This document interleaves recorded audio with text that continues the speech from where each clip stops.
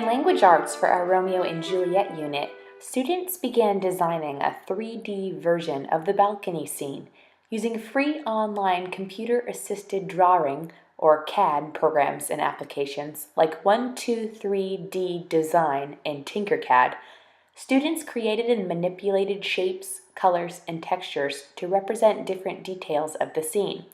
They rotated, scaled, and orbited the geometrics of the 3D plane to create a unique design which would then be entered in a peer-nominated contest to be rendered and printed out on our school's new 3D printer.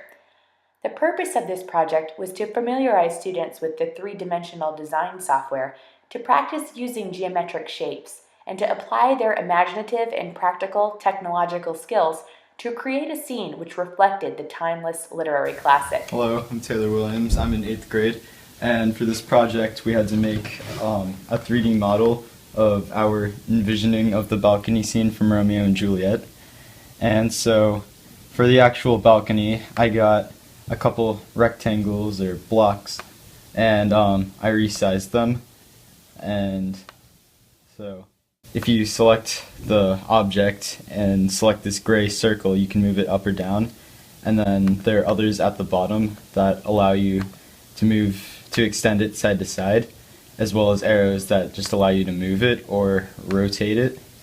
And so once you have that, you can do color adjustments like that, or you can do texture adjustments. I can make it ceramic, metal, wood. For the balcony, I just I just got some rectangles and this C shape right here, and just resized them to fit how I wanted them to, and then got some cylinders and attached them to the bottom.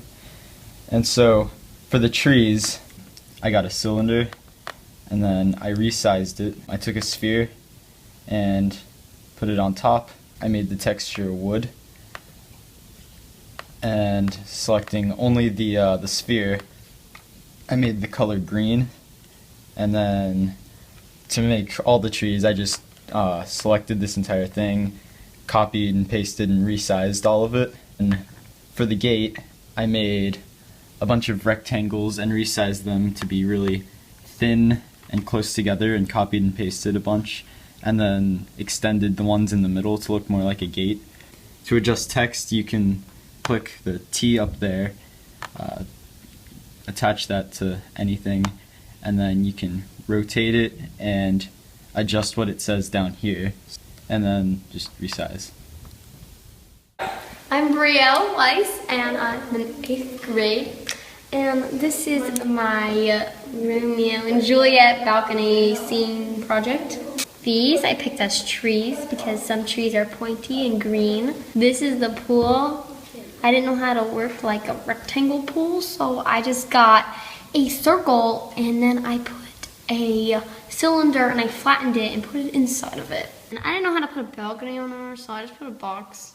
And then for the stairs to get up to the box, got little like cylinders and I flattened them out, and then I just made them bigger and smaller, and yeah.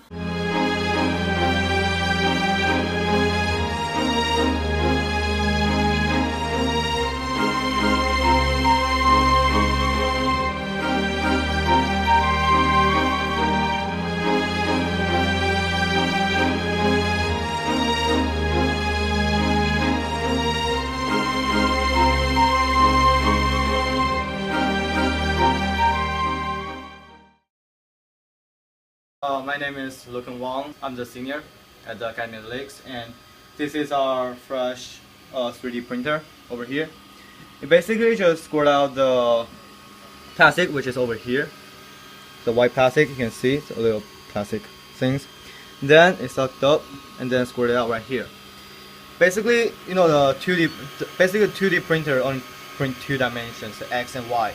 But this one add a Z, which is a surface. So every layer you print, the surface go down a little bit, probably like a paper, as thick as paper, go down that much. And then they print another page on top of that layer. So it actually build up like how you build the floors, like how you build a building, like the first floor, second floor, the third floor. So basically you can see what you're doing now is pretty much an iPhone case, I believe. And you can see it just scored out layers on top of layers, and that's how you build up. And we're here today to show you the 3D printer and talk about some of the practical applications. What we've been doing right now, you can see that we're printing a medallion from the Hunger Games, but there actually are professional uses for this for actual consumers themselves. So instead of just making fun, attractive art or creative pieces like this, there actually are functional pieces. For example, for kids that have broken latches off their backpacks, you'll see how the printer was actually able to print exact replacement parts for the laptop or for the bag, including the ability to bend the prongs with the appropriate amount of rigidity. So we're actually able to save devices that have broken in the past and make them reusable again. So instead of buying that new $40 or $50 backpack, we print you that extra $1 part that you needed. Practical applications, change in the future.